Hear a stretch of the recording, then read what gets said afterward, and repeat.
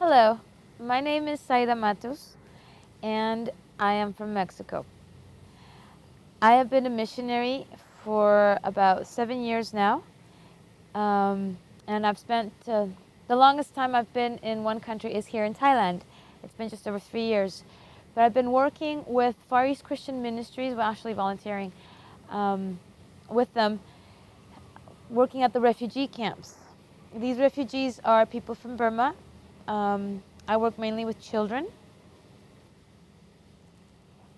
I never imagined that God would take a city girl like myself and take me into the jungle, right smack in the heart of the jungle, to live among a people group whose language I have a great difficulty learning, but whom I have come to believe that they are among the meekest of the earth. These Karen refugees, these children, have transformed my life. God brought me, and when I saw the need of these children, I saw that they needed not just clothing, and food, but they needed attention. They needed care. They needed love. And I thought, Lord, I can't do this. It's too much. The need is great. It's only me. I can't. But God said, yes, you can. And He helped me take away the focus from me, and He just opened my eyes to see what these children were going through, and I just fell in love with them. I couldn't leave. At first I thought I'd spend a couple of weeks in camp, a couple of weeks in the city, and slowly I got more and more involved with the lives of these children to the point where I didn't leave. Now I spend most of my time out there at the camp. Now actually I've become the manager of a children's home, which is something that goes beyond my wildest dreams. When I was young, I knew that I wanted to work among poor people. I wanted to teach. I wanted to be a nurse.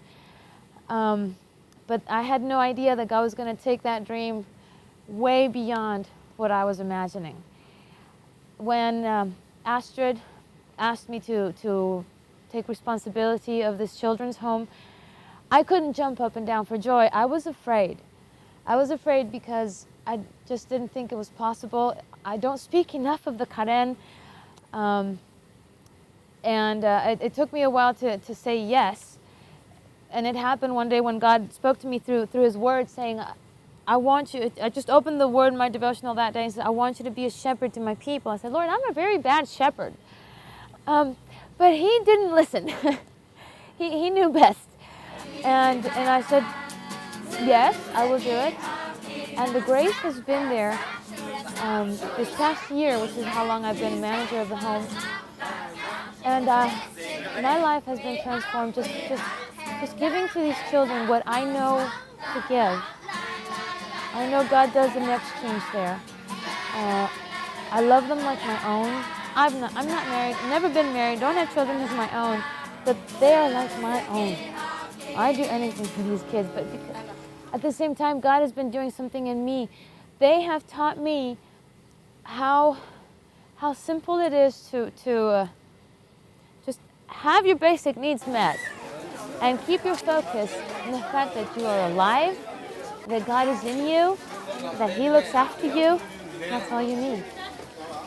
Psalm 23, verse 1 has become such a reality in my life. The Lord is my shepherd, I have all that I need. And that is something that God has taught me through the lives of these children. I see them, I know what they've been through, what makes them cry at night, the nightmares that they have, because they still remember the things that they saw, running from soldiers, living in fear because they don't know if they're going to have the next meal, and just knowing that they are the only Christians in their families. Details like these, they come together and they do affect people, and the children especially. But yet we come together to worship, and it's another dimension, completely. Because they're just wrapped in the fact that God loves them, and that's all that matters, and that's all they need to know. And they take me into that dimension with them. I've learned how to see eternity in a whole different view. And frankly, I just can't see myself living somewhere else. God's grace has truly enabled me to do what I do, to love them as a mother, to live among them, to eat their food, to try to speak their language. I love what I'm doing out there, and I am so grateful that God did not allow me to go home to Mexico a year and a half ago, but instead He opened the door for me to do something that I never imagined would be possible, living among the Karen.